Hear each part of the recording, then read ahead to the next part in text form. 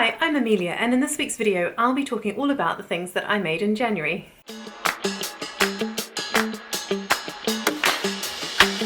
Hi, I'm Amelia and welcome to my channel Sew Amelia, where I talk all about crafting, sewing and creating a handmade wardrobe. So if that sounds like something you're interested in, do stay tuned because I've got lots of lovely things to share with you today. So I'm looking forward to sharing lots of exciting makes in today's video. I've been quite busy in January actually, especially considering that I didn't really get sewing until we arrived back from New Zealand in about the second week of January. So I'm looking forward to sharing some of these lovely things with you in today's video. Before I do that, let me just mention a couple of things. So first of all, you'll notice I'm in a different location today from normal. I've had to move my sewing corner now down to the lounge because we're getting some building works done upstairs in our loft. So if you do hear building noises during today's video, I do apologise in advance. I did try to choose a quiet moment, but you'll know when you're having building works done, I don't know that there is such a thing as a quiet moment. However, we're very excited that the works are being done. And so I'm going to go ahead and film anyway, and hopefully you will forgive a little bit of background noise. I thought I'd start with what I'm wearing today. Now, what I've got underneath as my base layer is the Rowan bodysuit. Now this pattern is wonderful and I've talked about it quite a few times on my videos, so I won't go into too much detail, but it is a Megan Nielsen pattern. It comes with a variety of sleeve lengths, short, 3/4 and full length, a variety of necklines. There's the crew neckline, there is the turtle neckline, and there is a V-neck. Now this is the crew neck, so you will notice it is quite a high crew neck, but this is perfect for me as a layering piece in the winter, and I did make this with the long sleeves. Now, because of my size difference between my bust, waist and hip, I did end up grading from a size 8 across the bust to a 10 at the waist, I think, and then a 12 across the hip, which is perfect.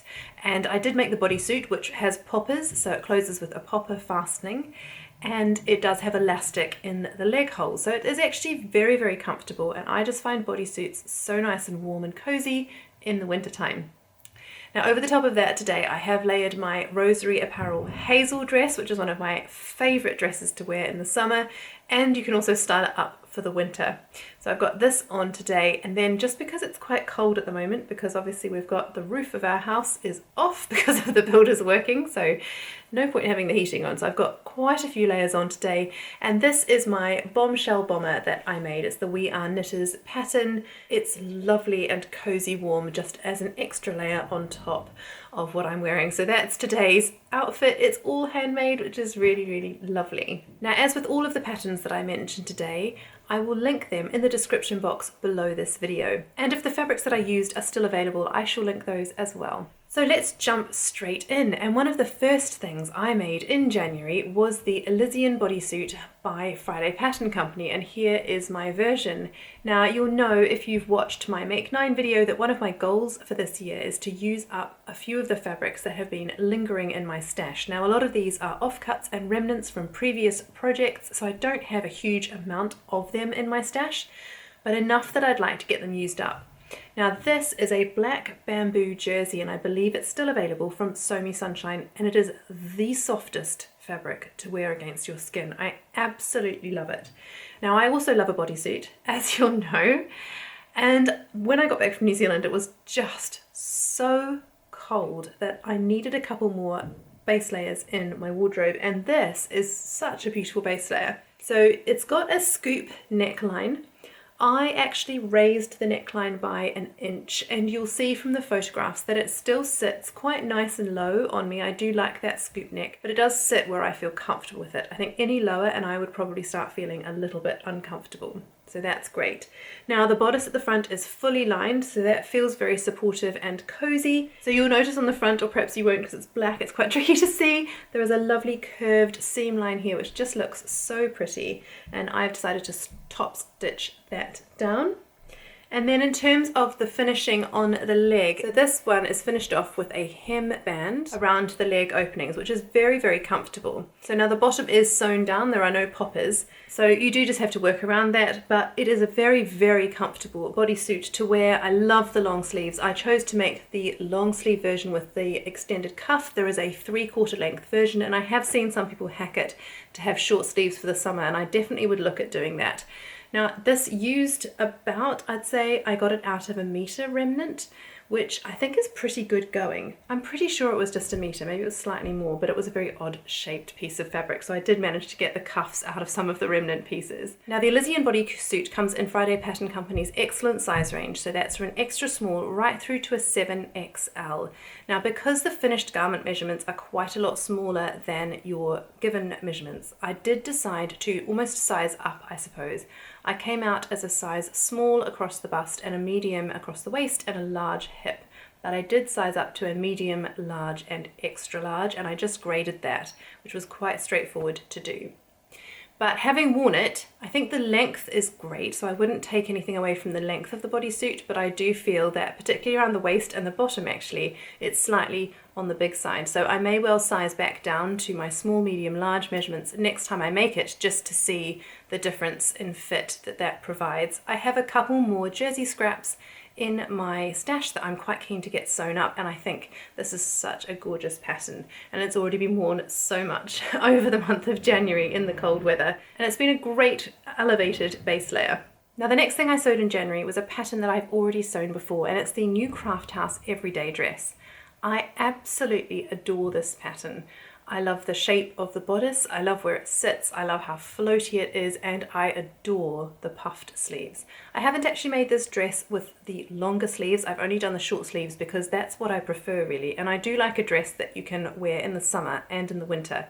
And I have layered these, both my new Craft House everyday dresses, with tights and boots and jumpers.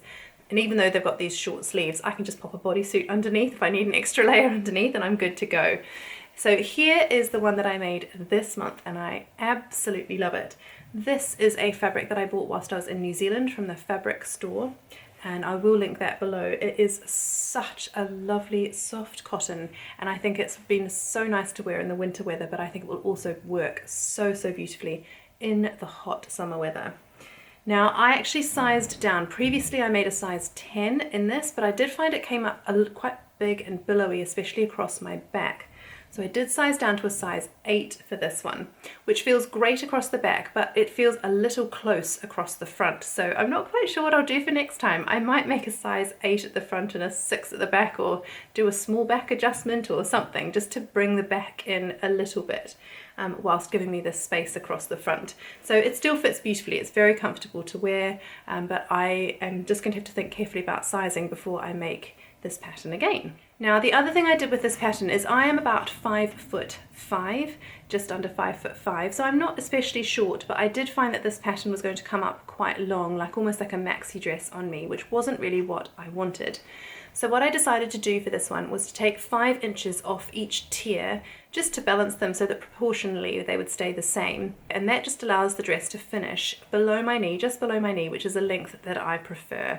And again, I think that looks really cute with boots at that length, and I think it will look really nice with sandals as well in the summer. The new Craft House pattern comes in a great size range. It comes in sizes 8 to 34, which is a 31-inch bust through to a 58.75-inch bust. And there is plenty of ease in each of the sizes. It is a lovely pattern to sew. I very much enjoy it. And I have got a couple of pattern hacks of this dress in the pipelines for the next couple of months, because I so enjoy sewing it. And those sleeves, I mean, they just are gorgeous. I'm not over puff sleeves yet. I'm still very much in love with them, so you're going to be seeing a few more of this pattern in my makes in the coming months. Now, if you watched my midweek sewing catch-up, then you'll know that I've been working on the Closet Core Parchment jacket. Now, I did decide to join Closet Core's subscription pattern service that they have just started, because I loved January's pattern, and that was the Parchment jacket. I love the raglan seams across the sleeve, which I have found out the hard way, I suppose, is a style that works better for me than the dropped sleeve. And I love the curve of the neckline on this pattern, and I really love the slanted pockets, and the cropped version just looked perfect. I do like a cropped style jacket on me, but I do also love the longer length of this coat, and I can see myself making that perhaps in the autumn. So here is my version of the Closet Core Parchment jacket. Now I did buy this fabric. It's a lovely double gauze which has wadding in it, so it's already pre-quilted. It's the same on the back as it is on the front, so I did have to mark that out so I remembered which side I was keeping as the front. And I bought this fabric from Guthrie Ghani, and what I decided to do was to use the gingham fabric from my everyday dress as the binding for this coat. So I used it to go all the way around the outsides here, as you see, and I used it on these slanted pockets at the front, and I just think that looks really lovely. And actually what it's ended up doing is creating a little bit of a capsule wardrobe for January, because as you'll see from the later pieces I'm going to share with you, all of them tie in quite nicely with this navy blue, and in fact this looks super cute with the gingham dress underneath, although I'm not sure if I'll always wear them together, but it's nice to have a little coat that goes with that dress. Now, as with a lot of Closet Core's current pattern collection, the Parchment jacket does come in their full size range, so 0 to 20 and then 14 to 32, but it is an oversized fit jacket, so I did again size down. I come out as about a size 8 across the bust and 10 waist and 12 hip in Closet Core patterns, and I sized down actually to a straight size 6. Now because this is a cropped coat, that fits beautifully. Now the only change I might make next time to this coat is there is a version which has a button placket down the front so you can close it. Now I think this will be fine because it will be a nice little lightweight spring jacket, or it will be just an extra layer under my winter coat if I'm freezing cold. But I think I would like to add the button placket next time, just so that I can close that if I would like to. I think gingham buttons down the front of that would have looked really cute, but because I've got the pockets on now, I can't really add that closure. It would cut across where that pocket is. So I can't do that now, but I absolutely love this coat. I have been wearing it around the house to keep myself warm, and I think it's going to be a real wardrobe hero for me over the next few months because it does go with so many of the other items in my handmade wardrobe. Now, one problem I did have while I was making this is that the fabric itself is actually very dark, as you'll see. It's not black, it is a lovely, lovely navy blue color, but it is quite a dark fabric to work with.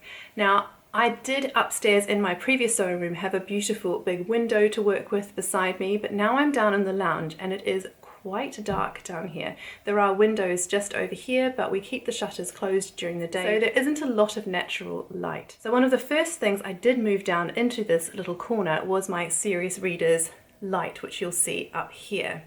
Now, big thank you to Serious Readers who are sponsoring this segment of my video. But I have talked about them before, and I'll link that video below that I shared earlier when they gifted me this light originally. And I have now used it for a couple of months, and I have to say it has transformed my sewing experience. Now that sounds like quite a big claim, but it's definitely true, and it's one of the reasons why this was the first thing to come downstairs with me into my new sewing corner. The light that it produces is just literally night and day. You can hopefully see how I used to have to work with the regular lights and then the light from my sewing machine, and then the incredible difference when I switch on my Serious light. You can really see the incredible light that it does produce in my workspace, and that's just meant, especially when working with this dark fabric, that I can really see what I'm doing without too much eye strain at all. Previously I'd had to lean over my machine and really get in close to see what it was that I was doing, but when I turn on my Serious light, it just makes the world of difference, and I can see very, very clearly what it is that I'm working on. Now the other thing I really like about my Serious light is that it is a very strong and sturdy construction. It arrived in the most beautiful packaging. It was already put together, but it has a wonderful, sturdy and strong base. Now what that means for me is that I can have it in the corner here without worry of my children bumping into it or falling over on them, because it really is very, very sturdy and strong and well made. My son actually enjoys sitting on the couch beside me, and he will sometimes try and borrow the light so that he can read with it.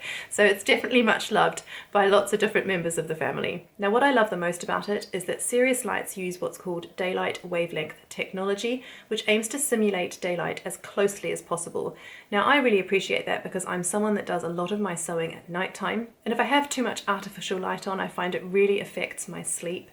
But this light is not only beautiful to work by, it is also great because of the daylight wavelength technology. It feels very natural, and I've had no problems in turning off my light after a night of sewing and heading to bed and sleeping very, very soundly. So that's great. I also found it to be very, very useful when I was hand sewing this binding down. It was, again, because of the dark navy colour, maybe not my best choice, but it is such a practical colour. But when I was hand sewing the binding down, it was again very useful to have the Serious light for this hand sewing portion of my coat. So again, I've just found so many uses for this light. Now, serious readers have very kindly given me a code to share here with my viewers on YouTube, and it is SR219. Now, if you use that code, will you get the serious light that you've chosen from their serious lights range, you will get a free compact light, which is valued at £150.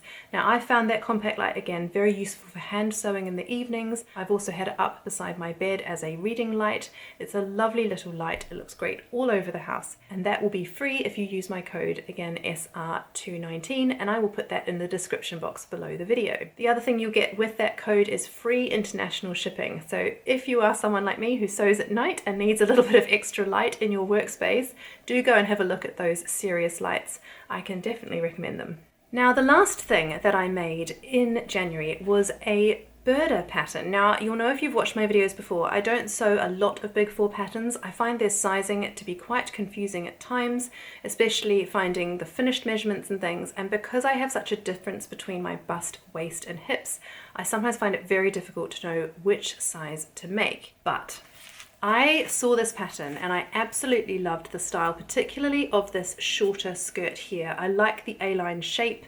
I liked where it hits on her, just sort of mid-thigh, and I also really liked this other version of the skirt, the longer, sort of more floaty summer version. So I did decide to pick up this pattern and have a go at it, and I made up first this version here, the shorter skirt. And I made it in a Liberty corduroy that I bought from Sewbox at the Knitting and Stitching Show. It is just the most lovely pattern, and the corduroy is so fine and so soft.